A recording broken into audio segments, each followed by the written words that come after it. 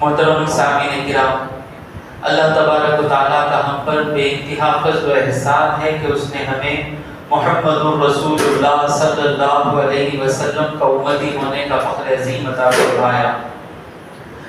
دوستو، سورہ بقرہ کی 30ویں آیت گزشتہ مرتبہ ہم نے شروع کی تو جو یہ فرشتوں کے بارے میں آیا، تو فرشتوں کے بارے میں جو ایمان رکھنا ضروری ہے ان باتوں پر ساری تفسیر نکل گئی تقریباً۔ تو پھر سے سورہ بقرہ کی 30ویں آیت ہم سنیں گے۔ اللہ تبارک و تعالیٰ فرماتا ہے کہ وَإِذْ قَالَ رَبُّكَ، اے حبیب یاد کرو جب تمہارے رب نے کہا لِلْمَلَائِكَةِ فرشتوں سے انی جاعل فی الارض خلیفہ، میں زمین میں ایک خلیفہ بنانے والا ہوں۔ خلیفے کے کئی معنی ہیں، لیکن یہاں جو معنی ہے میرا نائب۔ نائب کیا کرتا ہے کہ جو بھیجتا ہے اس کے احکام نافذ کرتا ہے، اور ساری مخلوق کا جو دنیا زمین پر جو ہے ان کا رشتہ اللہ تبارک و تعالیٰ سے اس خلیفے کے ذریعے رہے گا۔ اس خلیفے کی بات سننا، خلیفہ جو بتاتا ہے وہی اللہ کی بات رہے گی۔ تو اتنا بڑا مقام دے کر میں زمین میں ایک خلیفہ بنانے والا ہوں، فرشتوں سے کہا۔ اب فرشتوں سے کیوں کہا؟ چند مفسرین نے کہا کہ فرشتوں سے اللہ تبارک و تعالیٰ نے مشورہ کیا، لیکن بہت سے محدثین مفسرین کہتے ہیں اللہ مشورہ کیوں کرے گا؟ اور اللہ یہاں مشورہ نہیں کر رہا ہے، اللہ اپنا فیصلہ سنا رہا ہے، ان کو بتا رہا ہے، اعلان کر رہا ہے کہ تیار ہو جاؤ، میرا خلیفہ زمین میں آنے والا ہے اور تم سب کو اس خلیفے کے ساتھ لگ جانا ہے۔ جب یہ بتایا گیا قالوا، تب فرشتوں نے کہا اتجعل فیہا، کیا تو اس میں یعنی زمین میں بنا رہا ہے من یفسد فیہا ویسفک الدماء، جو اس میں فساد کرے گا اور خون بہائے گا۔ فساد کرے گا، گناہ کرے گا۔ فساد کا معنی کیا ہے؟ پہلے بھی میں نے کہا کہ ایک چیز صحیح سے چل رہی ہے، اور وہ جو چیز صحیح سے چل رہی ہے اس کو بگاڑنے کو فساد کہتے ہیں۔ سمجھ میں آ رہا ہے نا؟ تو فرشتوں نے انسان کے بارے میں کہا کہ تو ایسے کو بنا رہا ہے جو فساد کرے گا اور خون بہائے گا۔ سچ بات کہی، غلط بات نہیں، فرشتے جھوٹ نہیں کہتے۔ اب یہاں سوال آتا ہے کہ ابھی آدم علیہ السلام آئے نہیں، ان کی اولاد میں گنہگار ہوں گے، ان کی اولاد میں ظالم ہوں گے، ابھی آدم علیہ السلام خود آئے نہیں، تو ان کو کیسے پتا چل گیا؟ اس کا جواب کیا ہے؟ سمجھ میں آیا سوال؟ ابھی آدم ہی آئے نہیں، ان کی اولاد میں آئیں گے فساد کرنے والے، خون بہانے والے، ان کو کیسے پتا چلا؟ مفسرین جواب دیتے ہیں، پہلا جواب یہ ہے کہ انسان زمین پر آنے سے پہلے اللہ تبارک و تعالیٰ نے جنوں کو زمین میں بھیجا، جن، اور یہ جن کیے کیا؟ فساد کیے، خون بہائے۔ تو اللہ تبارک و تعالیٰ نے فرشتوں کی ایک فوج بھیجی، ان جنوں کو پکڑ کر ان لوگوں کو جزیروں میں، آئی لینڈز میں اور ریگستانوں میں، جنگلوں میں قید کر دیا۔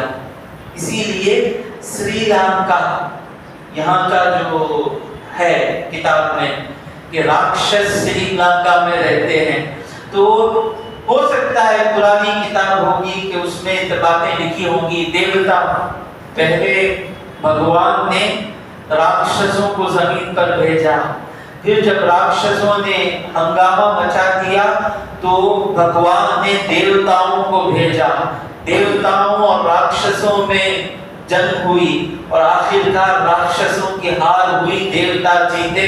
ہو سکتا ہے فرشتوں کو دیوتا کہا جا رہا ہے اور جنوں کو راکشس کہا جا رہا ہے، ہو سکتا ہے، لیکن جنگلوں میں، ریگستانوں میں، صحراؤں میں انہیں قید کر دیا گیا۔ تو فرشتے جانتے تھے یہ وہی کام یہ بھی کرے گا، کیونکہ وہ بھی کھاتے تھے، یہ بھی کھاتا ہے، وہ تو بالکل صحیح بات۔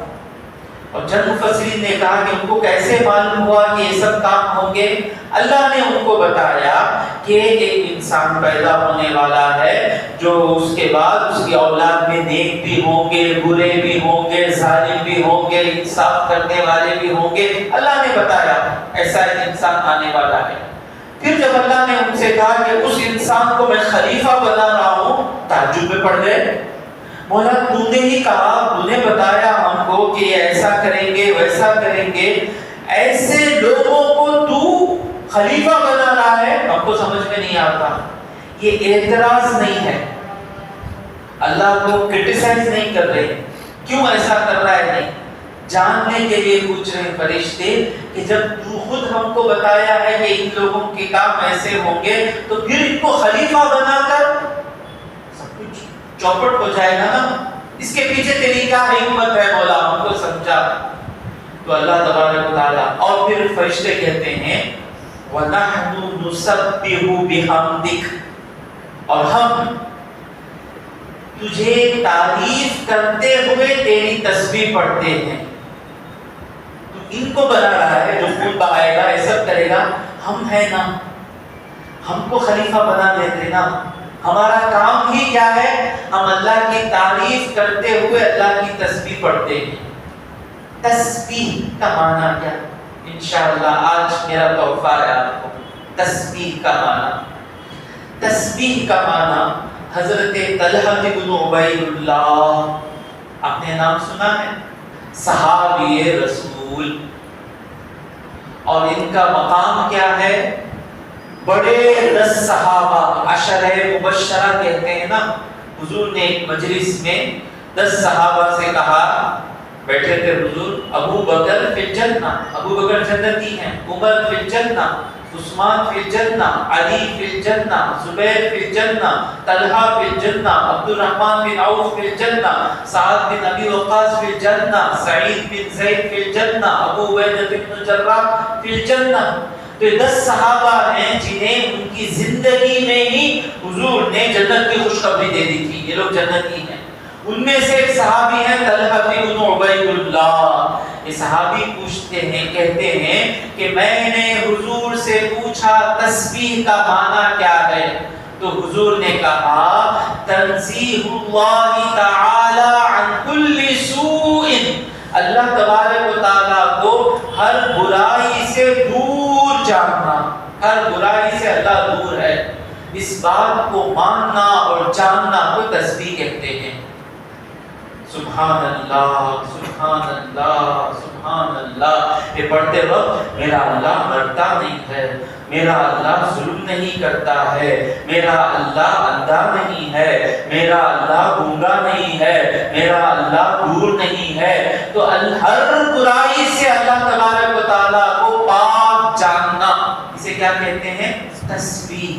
اور تسبیح کے ساتھ ساتھ کیسے تسبیح پڑھتے ہیں؟ اللہ کی تعریف کرتے ہوئے تسبیح، یعنی اللہ کو موت نہیں ہے، اللہ ہی زندہ ہے، اللہ کو جہل نہیں ہے، اللہ ہی جانتا ہے، اسے کہتے ہیں اللہ کی پاکی بیان کرتے کرتے اللہ کی تعریف کرنا۔ اور پھر کیا؟ نحن نسبح بحمدک ونقدس لک، اور ہم تیری پاکی بولتے ہیں، اللہ پاک ہے۔ ہر اچھائی اللہ کی بیان کرنے کو کیا کہتے ہیں؟ اللہ کی تقدیس کرنا۔ یہ 2 کام ہی ہمارے کام ہیں، ہمارے اندر فساد نہیں ہے، ہمارے اندر ظلم نہیں ہے، غصہ نہیں ہے، تو ہم کو چھوڑ کر مولا تو کیوں ان کو بنا رہا ہے؟ کہ بولے نہیں، منہ پہ کیا تھا؟ ہم تیری تسبیح کرتے ہیں تجھے سراہتے ہوئے اور تیری پاکی بولتے ہیں، یہ منہ پر ہے، اور اس کے اندر مقصد کیا ہے؟ جب ہم ہیں تو کیوں اللہ کو انسان کو خلیفہ بنا رہا ہے؟ اللہ کا جواب کیا ہے؟ قال، اللہ نے کہا انی اعلم، میں جانتا ہوں، ما لا تعلمون، جو تم نہیں جانتے وہ میں جانتا ہوں۔ کیا ہے؟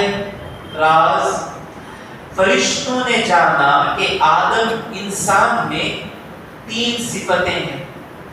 ایک ہے شہوت، خواہش، انگلش میں سے لسٹ کہتے ہیں LUST، تمل میں سے منو اچھائی، خواہش. یہ اللہ نے انسان کے اندر رکھا. فرشتوں میں خواہش نہیں، فرشتوں کو نکاح کی ضرورت نہیں، فرشتوں کو کھانا دے کر بھوک نہیں لگتی، خواہش ہی نہیں فرشتوں کے اندر. انسان کے اندر خواہش رکھا اللہ. اور دوسری چیز کیا؟ غصہ، غضب. اور تیسری چیز کیا؟ عقل. اور فرشتوں نے یہ سوچا کہ یہ 2 چیزیں جو ہیں، انسان گناہ کیوں کرتا ہے؟ خواہشوں کی وجہ سے. زنا کرتا ہے خواہشوں کی وجہ سے، نماز چھوڑتا ہے خواہشوں کی وجہ سے، حرام کھاتا ہے خواہشوں کی وجہ سے. اور انسان ظلم کرتا ہے، مرڈر کرتا ہے، خون بہاتا ہے غصے کی وجہ سے. یہ 2 چیزوں پر ان کی نظر تھی کہ 2 خراب چیزیں، ایک اچھی چیز عقل. اور فرشتے پورے کے پورے عقل، اس لیے وہ گناہ نہیں کرتے. تو ان 2 چیزوں پر فرشتوں کی نگاہ تھی. امام بیضاوی، قاضی بیضاوی اپنی تفسیر میں لکھتے ہیں کہ فرشتوں نے ان 2 بری خصلتوں کو دیکھا، خواہش اور غصے کو. لیکن اللہ جانتا تھا کہ خواہش اگر صحیح طریقے سے استعمال ہو، کنٹرول کے ساتھ استعمال ہو، تو وہی خواہش اولاد جننے کے کام میں لگ جاتی ہے، جس سے اولاد پیدا ہوتی ہے. اور خواہش کنٹرول میں آ جائے تو وہ خواہش ایک پاک صفت بن کے ظاہر ہوتی ہے، جس کو ہم عفت کہتے ہیں، پاک دامنی، پتنی تنم. تو یہ پاک دامن کب بنے گا آدمی؟ جب اس کے اندر خواہش رہے گی اور اس خواہش کو کنٹرول میں رکھے گا، تب ایک خوبصورت سی صفت سامنے آتی ہے، وہ ہے پاک دامنی، جو نبیوں میں تھی. یوسف علیہ السلام کی شان کس فرشتے میں آئے گی؟ خوبصورت، جمیل، حسین عورت، 8 دروازوں، 8 کمروں کے اندر ایک کمرہ. عورت اندر بلاتی ہے، آپ اندر. 8 دروازے باہر سے قفل کر لیے گئے اور آپ سے کہتی ہے آپ میرے ساتھ گناہ کر.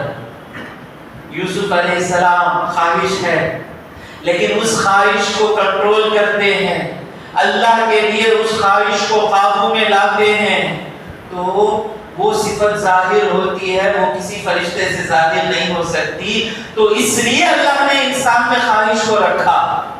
اور غصہ، جب غصہ قابو میں آتا ہے اس کو ہم بہادری کہتے ہیں. 313 ہو کر 1000 کے لشکر کے سامنے ہمت سے کھڑے ہو جانا، کہ کس کو یہ صفت کس سے ظاہر ہو سکتی ہے؟ اللہ غصہ رکھا تو ہی یہ صفت ظاہر ہوگی نا. کربلا کے میدان میں 72 ہو کر ہزاروں کے لشکر کے سامنے کھڑے ہو جانا.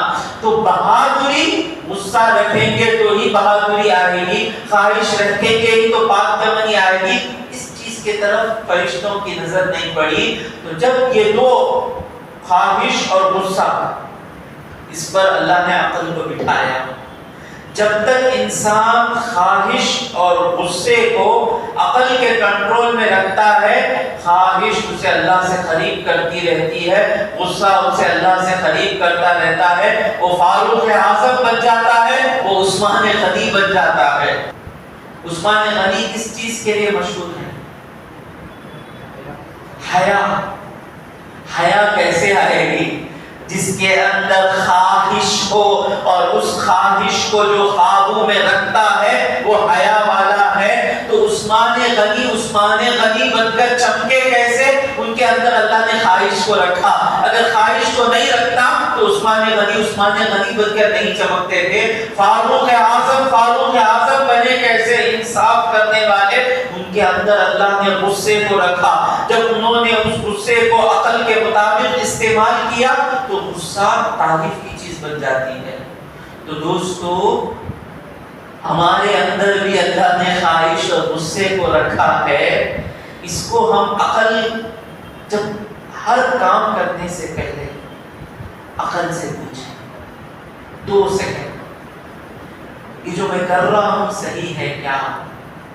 امام متولی شعراوی رحمۃ اللہ علیہ نسخہ بیان کرتے ہیں کہ گناہوں سے کیسے رکنا. نوجوان بیٹھے ہوئے ہیں، اللہ کرے کہ اس بار کا نسخہ لگ جائے.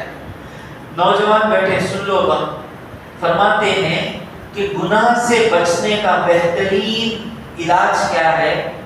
ہر کام کرنے سے پہلے ایک مرتبہ اس کا نتیجہ کیا نکلے گا.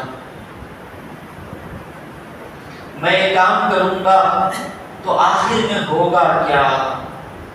میرے ماں باپ کی رسوائی ہوگی، میری بدنامی ہوگی، میرا ایمان مرے گا، مجھ سے میرا تقویٰ جائے گا، میں بے حیا ہو جاؤں گا. جب انسان اس کے نتیجے کو جب دیکھتا ہے تو وہ خواہش کم پڑ جاتی ہے، کمزور پڑ جاتی ہے.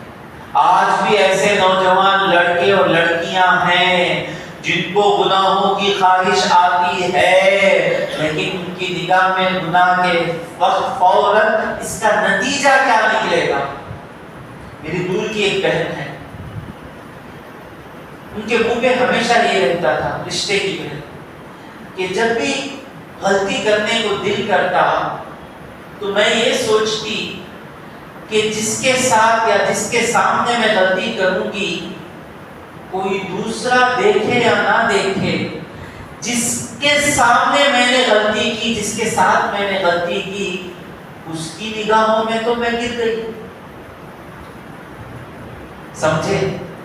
تو یہ تو نقصان ہوتا ہے. تو ہمیشہ گناہ کا نتیجہ کیا نکلے گا یہ سوچیں. اللہ تبارک و تعالیٰ گناہ سے بچا لے گا. تو انسان کامل کب بنتا ہے؟ جب انسان اپنے غصے کو، غصہ آتے فوراً عقل، اسی لیے حضور نے کہا عقل کو غصہ آیا تو ہوتا کیا ہے؟ غصہ آتے ہی انسان کا تعلق اپنے عقل سے کم ہو جاتا ہے، اسی لیے وہ دیوانے کام کرتا. ہم سب کو غصہ چڑھا ہے، ہم سب پچھتاتے ہیں. وہ ٹیمپو میں بہت دیوانے کے ساتھ کام کر رہا، اٹھا سب کو گالی دے ڈالا، کرسی اٹھا کو پھینک ڈالا. یہ سب کیوں ہوا؟ غصہ جو ہی آیا ہمارا تعلق عقل سے کم ہو گیا، کنیکشن کم ہو گیا. اسی لیے حضور کہتے ہیں درود پڑھنا شروع کرو. کتنا بھی غصہ ہے، اللہم صلی علی سیدنا محمد وعلی آل سیدنا، تو جو غصے کی گرمی ہے وہ رکتی ہے اور پھر عقل کا تعلق فوراً دل سے شروع ہو جاتا ہے. یہ ہے فزیکلی. اور پھر درود کی برکت، تو درود کی برکت ہے، حضور کو یاد کر لیے رحمت آ جاتی ہے. تو غصہ بھی آئے، کچھ کس پر بھی آ جائے، درود پڑھے. اللہم صلی علی سیدنا محمد وعلی آل سیدنا محمد وبارک وسلم. اور حضور فرماتے ہیں اگر تم کو غصہ آئے، چلتے ہوئے غصہ آئے، کھڑ جاؤ، گرمی کم ہوتی ہے. اگر کھڑے ہیں غصہ آئے، بیٹھ جاؤ، بیٹھے ہیں غصہ آئے، لیٹ جاؤ. یعنی غصے کو تھوڑا دھیما کرو، فوراً تمہارا تعلق عقل کے ساتھ آ جائے گا. عقل کہے گی خاموش ہو جائے، عقل کہے گی جو بہترین کام ہے وہ کام کرنا. تو اللہ جانتا ہے کہ جب یہ دو چیزیں عقل کے انڈر میں آ جائے گی تو یہ انسان کیا ہوگا. قرآن اب تفسیر سنتے آئیں گے.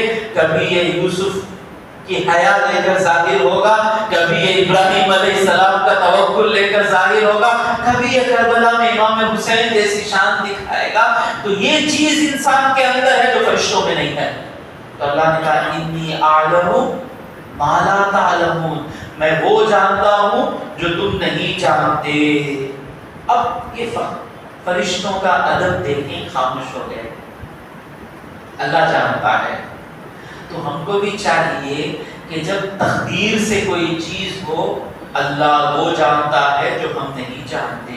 خاموش ہو گئے. اب اللہ تبارک و تعالیٰ نے اگلی آیت آ رہی ہے وَعَلَّمَ آدَمَ الْأَسْمَاءَ، آدم کو اللہ تبارک و تعالیٰ نے نام سکھائے. اس پر جانے سے پہلے آدم علیہ السلام پیدا ہونا ہے نا. اللہ تبارک و تعالیٰ نے صحیح حدیث میں آیا، ترمذی، احمد، ابو داؤد اور بھی بہت سی کتابوں میں ابو موسیٰ اشعری رضی اللہ تعالیٰ عنہ سے مروی ہے ان اللہ خلق دیا بقبضۃ قبضها من جمیع الارض، اس مٹھی بھر مٹی سے جو اس نے سارے زمین کے مٹیوں میں سے اٹھائی، اس کے بعد سارے حصوں سے مٹی لی گئی. فجاء بنو آدم علی قدر الارض، حضور فرماتے ہیں اسی لیے جس مٹی سے آدم علیہ السلام کے اندر ساری مٹیاں ہیں، تو جو آدم کا بیٹا جس مٹی کے حصے سے پیدا ہوا وہ اسی جیسا ہو گیا.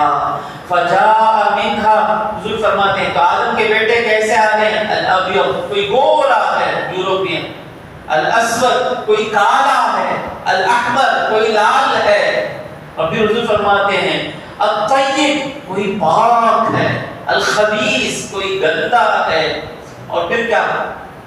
سہل کوئی نرم ہے، والحزن کوئی سخت ہے، وبین ذلک، اور کوئی اس کے درمیان ہے. اسی حدیث کو تفصیل کے ساتھ ایک مفسرین فرماتے ہیں کہ اللہ نے پہلے جبرائیل امین کو بھیجا، حکم دیا کہ جبرائیل جاؤ مٹی لے کر آؤ، مجھے آدم کو بنانا ہے. جبرائیل امین آئے مٹی کے پاس اور آ کر کہے کہ مٹی چل، تجھے اللہ نے بلایا ہے. کیوں؟ تجھ سے اللہ انسان کو بنائے گا، انسان میں نیک بھی ہوں گے، انسان میں برے بھی ہوں گے، انسان میں جنت کو بھی جائیں گے، انسان میں جہنم کو بھی جائیں گے. مٹی نے کہا میں جہنم نہیں جانا چاہتی، نہیں. کہتی ہے اعوذ باللہ منک، میں تجھ سے اللہ کی پناہ مانگتی ہوں، ان تنقص منی، کہ تو مجھ سے کم کر لے، اٹھا لے گا تو کم ہو جاؤں گی نا، وان تشیننی، اور تو مجھے رسوا کرے. اللہ کی پناہ، اعوذ باللہ، مجھے چھوڑ دے. جبرائیل نے چھوڑ دیے. اللہ کی بارگاہ میں جا کر بولے کہ مولا میں مٹی نہیں لایا. کیوں نہیں لایا؟ فرشتوں کا کام کیا ہے؟ اللہ کی بات سننا. کہا کہ جب مٹی تیری پناہ مانگ رہی ہے تو تیری عزت میرے دل میں اتنی ہے کہ جب کوئی تیری پناہ مانگے تو میں کیسے دوں. اسی لیے کہتے ہیں کہ جب کوئی کہے کہ اللہ کے واسطے دے دو، اللہ کا نام کوئی لے لے چھوڑ دو. اللہ نے کہا میکائیل تم جاؤ. ویسے ہی ہوا، میکائیل نے بلایا، اس نے کہا اللہ کی پناہ. میکائیل چھوڑ کر آ گئے. اللہ نے پوچھا تو کہا کہ جب تیری پناہ مانگ رہی ہے تو میں کیسے. پھر اللہ نے اسرافیل علیہ السلام کو بھیجا. گزشتہ بار ہم نے سنا تھا کون فرشتے ہیں. پھر اللہ نے اسرائیل علیہ السلام ملک الموت کو بھیجا. ملک الموت آئے اور مٹی نے کہا اعوذ باللہ منک، میں تیری پناہ، میں اللہ کی پناہ مانگتی ہوں تجھ سے کہ تو مجھے کم کر دے، مجھے رسوا کر دے. اسرائیل علیہ السلام کہتے ہیں اعوذ باللہ، میں بھی اللہ کی پناہ میں آتا ہوں کہ مجھے جو حکم دیا وہ پورا نہ کروں. یہ میری ذمہ داری ہے نا. اللہ کا حکم ہے تجھے دینا ہے، آپ مٹی چل جانا ہے بس. کیسے اٹھائے؟ عرب سے تھوڑی، ہندوستان سے تھوڑی، یورپ سے تھوڑی، افریقہ سے تھوڑی، سب جگہ سے تھوڑی تھوڑی تھوڑی مٹی لے کر آ گئے. اب مٹی لے کر آ گئے نا. ابھی مٹی کسی روایت میں آیا، تفسیر روح البیان ہے، تفسیر قرطبی میں آیا، مٹی نے کہا کہ مولا تو مجھے کم کر دیا، کم ہو گیا نا. اللہ نے کہا جس کو میں نے تجھ سے بنایا اسے واپس مجھے میں بھیجوں گا. منہا خلقناکم، ہم نے اسی سے تم کو پیدا کیا. وفیہا نعیدکم، اور واپس اسی میں تم کو واپس بھیجیں گے. ومنہا نخرجکم تارۃ اخری، پھر اسی سے نکالے جائیں گے. صوفیہ فرماتے ہیں اللہ نے مٹی سے لیا نا، جیسا لیا اس سے بھی اچھا دینے کے لیے جب غسل کرا کر، سرما لگا کر، وہ کافور لگا کر جیسا لیا اس سے بھی اچھی طرح حالت سے واپس کر دیا گیا. اب مٹی لائی گئی، اللہ رکھتی گئی بارگاہ الہی میں. 40 سال تک وہ مٹی رکھی. پھر اللہ تعالیٰ مٹی رکھی گئی، پھر اللہ تبارک و تعالیٰ کی رحمت کا پانی اس پر پڑا. اب جب مٹی میں پانی پڑا تو کیا ہوگا؟ اور کئی مٹیوں سے مل کر ہے مٹی، تو وہ بن گئی جس کو ہماری اردو میں کہتے ہیں چکنی مٹی. کیا کہتے ہیں؟ چکنی مٹی، جس سے برتن بنائے جاتے. اور وہ چکنی مٹی پانی میں گیلی ایسی رہی تو اس میں بو آ گئی گاڑا. اور اس کے بعد اللہ تبارک و تعالیٰ نے اس مٹی سے آدم علیہ السلام کے جسم کو بنایا. اس کا سائز کیا تھا؟ 60 قدم. کتنے قدم؟ یہ کتنا ہوگا؟ 20 ہوگا، 30 ہوگا، 20 قدم.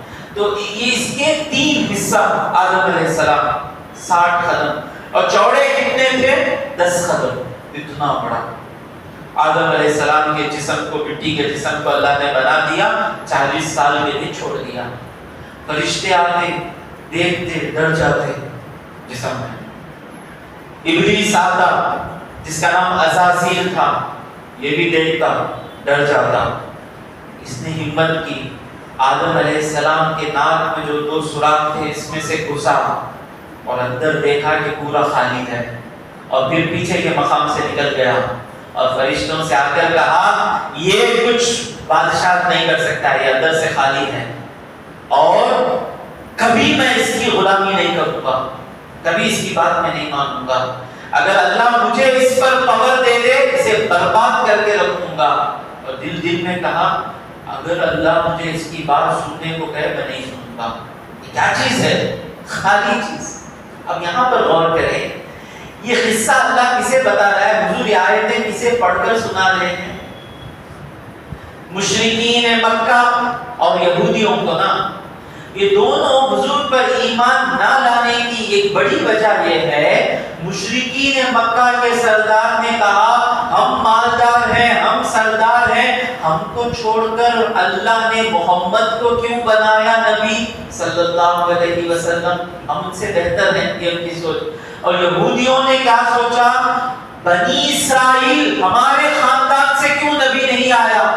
مکے والے کو ہم بنی اسرائیل، ہم بڑی ذات ہیں، ہم کیسے مکے والے کو اپنا نبی مان لیں گے؟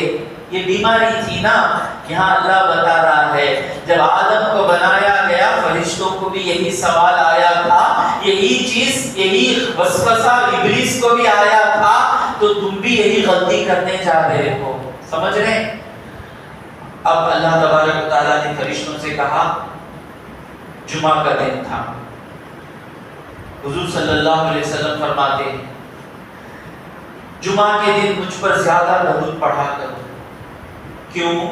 کیونکہ اسی دن آدم پیدا ہوئے، اسی دن انتقال ہوں گے، اسی دن پھر قیامت کے دن اٹھائے جائیں گے، اسی دن قیامت آئے گی. جمعہ کا دن تھا. اللہ نے کہا کہ دیکھو کہ جب میں ان کے اندر میری روح پھونکوں گا، خاص وہ روح اللہ کہاں سے؟ اپنے پاس سے روح پھونکوں گا، تو تم لوگ ان کے لیے سجدے پہ گر جانا. اب سارے فرشتے دیکھ رہے ہیں، روح پھونکنے کا وقت آ گیا. اللہ تبارک و تعالیٰ نے آدم علیہ السلام میں روح پھونک رہے ہیں. یہ روح کیا ہے؟ یہی روح کا راز ہے. جب پوچھا گیا حضور صلی اللہ علیہ وسلم سے کہ وَيَسْأَلُونَكَ عَنِ الرُّوحِ، اے حبیب تم سے پوچھتے ہیں کہ روح کیا ہے؟ قُلِ الرُّوحُ مِنْ أَمْرِ رَبِّي، یہ روح اللہ کے حکم سے ہے، ہمارے اندر یہ روح ہے. اس روح کو جان لینا ہے. اس روح کو جان لیے تو اللہ کو پہچان لیں گے. اور ہمارے اندر یہ روح آ رہی ہے، ہم ہیں، ہماری حقیقت یہ مٹی کا پتلا ہے، لیکن یہ مٹی کا پتلا محمد الرسول اللہ بن کر کب چمکتا ہے؟ جب اس کے اندر روح آتی ہے. اللہ آدم علیہ السلام کے اندر روح آئی، دماغ میں آئی، پھر جب یہ روح آنکھوں میں آئی تو آنکھ کھلی. آدم علیہ السلام جنت کے پھلوں کو دیکھ رہے ہیں. پھر جب یہ روح سارے سر میں آئی تو آدم علیہ السلام کو چھینک آئی، یعنی روح سر تک آ گئی تو جتنی بھی اندر چیزیں تھی جو باہر نکلنی تھی وہ چیزیں باہر نکل گئی. اب آدم علیہ السلام نے الحمدللہ کہا. یہی سنت ہے، جب الحمدللہ کہا تو اللہ نے کہا رحمک ربک، تیرا رب تجھ پر رحم کرے. اسی لیے جو آدمی چھینک کر الحمدللہ کہے اگر الحمدللہ نہ کہے تو یرحمک اللہ نہیں بولنا. جب وہ چیخ کر الحمدللہ کہے تو ہمیں کیا کہنا چاہیے؟ یرحمک اللہ، اللہ تجھے رحم کرے. اور کوئی ہم پر یرحمک اللہ کہے تو ہمیں کیا کہنا ہے؟ یہدیکم اللہ، اللہ تمہیں ہدایت دے. تو چیخے. پھر وہ روح اترتی پیٹ میں آئی. آدم علیہ السلام کو بھوک لگی. پھر جو ہی وہ روح گھٹنوں تک پہنچی تو اب بھوک لگ رہی ہے نا، تو فوراً آدم علیہ السلام چلنے کی کوشش کرے. ابھی پیروں میں نہیں آئی تھی. اللہ اسی لیے کہتا ہے وَخُلِقَ الْإِنسَانُ مِنْ عَجَلٍ، انسان کے اندر اللہ نے جلدی رکھ دی ہے. جلدی کر، ابھی چھوڑنا، ابھی چھوڑنا، اتنی جلدی انسان کے اندر ہے جلدی. تو جب سارے جسم میں روح آ گئی تو اللہ تبارک و تعالیٰ نے کہا جاؤ ان فرشتوں کے پاس انہیں سلام کہنا. آدم علیہ السلام فرشتوں کے پاس جا کر کہتے ہیں السلام علیکم ورحمۃ اللہ. فرشتوں نے کہا وعلیکم السلام ورحمۃ اللہ وبرکاتہ. تو اللہ تبارک و تعالیٰ نے کہا کہ آدم یہی تمہارے درمیان سلام رہے گا. ایک دوسرے سے ملے تو وعلیکم، گڈ مارننگ، گڈ ایوننگ نہیں، تمہارے درمیان کیا رہے گا؟ السلام علیکم وعلیکم السلام. اچھا، پھر اللہ تبارک و تعالیٰ نے آدم علیہ السلام سے کہا کہ میری دو ہاتھوں میں سے میری مٹھی میں سے کون سی مٹھی ہونا بولو. آدم علیہ السلام نے اللہ کی دہنی مٹھی کو پکڑا. اللہ کے دونوں ہاتھ دہنے ہیں، اللہ کا کوئی بایاں ہاتھ نہیں. اللہ کا ہاتھ کیسا ہے اللہ بہتر جانے. جب اللہ آدم علیہ السلام نے مٹھی کو بتایا تو اللہ تبارک و تعالیٰ نے مٹھی کھولی تو اس میں سے سارے جنتی نکلے، جنتیوں کے روح نکلے. یعنی اللہ تبارک و تعالیٰ نے آدم علیہ السلام کی بستی سے ساری روحوں کو پہلے ہی نکال لیا، نکال کر اپنے مٹھی میں رکھا. اب وہ مٹھی میں سے نکلے تو سب آدم علیہ السلام کے سامنے آ گئے. سب کے پیشانیوں پر لکھا ہوا تھا کہ کون کون کتنے سال جینے والا ہے. سب کو دیکھ رہے ہیں آدم علیہ السلام. ہمیں بھی دیکھے ہوں گے، معلوم نہیں. ہم ویسے اٹریکٹیو تھے کہ آدم علیہ السلام کی نظر پڑے یا ہم خبیث روح تھے، اللہ بہتر جانتا ہے. تو اس میں ایک روح پسند آ گئی آدم علیہ السلام کو. ایک روح گولی چمک رہا تھا چہرہ. آدم علیہ السلام نے پوچھا اللہ سے اللہ یہ کون ہے؟ اللہ نے کہا یہ تمہارے بیٹے داؤد ہیں، بہت پیارے ہیں. آدم علیہ السلام نے کہا اے اللہ ان کی عمر کتنی ہے؟ کہا 60 سال. بہت کم ہے عمر، 60 سال. مولا میری عمر میں سے 40 سال ان کو دے دے. اللہ نے دے دیا. اب جب آدم علیہ السلام پیدا ہوئے، دنیا میں آ گئے، جب ان کے انتقال کا وقت آیا، ملک الموت آئے، ان سے پوچھے کہ کیا میں آپ کی روح لے لوں؟ تو آدم علیہ السلام نے کہا کیا میری زندگی کے ابھی 40 سال باقی نہیں ہے؟ تو ملک الموت نے کہا یاد کیجئے کہ آپ نے 40 سال آپ کے بیٹے داؤد کو دے دیے. ہاں، اللہ کہتا ہے آدم بھولے، ان کی اولاد بھی بھولی. اللہ نے انسان کے اندر بھولنا رکھا. نسیان عربی میں کہتے ہیں نسیان، بھولنا. اس نسیان سے ہی انسان ہے، انسان بھولتا ہے. اسی لیے بھولے تو غصہ نہیں کرنا. کوئی بچہ بھول کر دیا پنشمنٹ نہیں دینا. تو بھول جائیں بچے اس وقت ڈانٹے نہیں، کنٹرول میں رکھیں. کبھی ایک بات بڑی بات، اپنا غصہ اتارنے کے لیے اپنی بیوی بچوں کو نہ ڈانٹے. غصہ کو پی لیں، اس کے بعد سدھارنے کے لیے ڈانٹیں. چمکے کی زندگی انشاءاللہ. تو اللہ کہہ رہا ہے کہ آدم علیہ السلام بھولے اور ان کی اولاد بھی بھولی.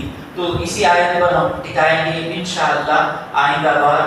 جو علم آدم الاسماء کلھا ہے کہ آدم علیہ السلام کو اللہ نے سارے نام سکھائے، اس کی تفسیر انشاءاللہ آئندہ مجلس میں ہوگی. اللہ تبارک و تعالیٰ سے دعا ہے کہ مولا جو کچھ کہا اور سنا اس پر عمل کرنے کی توفیق عطا فرمائے. وآخر دعوانا الحمدللہ رب العالمین. صلی اللہ علی محمد صلی اللہ علیہ وسلم. صلی اللہ علی محمد صلی اللہ علیہ وسلم. صلی اللہ علی محمد یا ربی صلی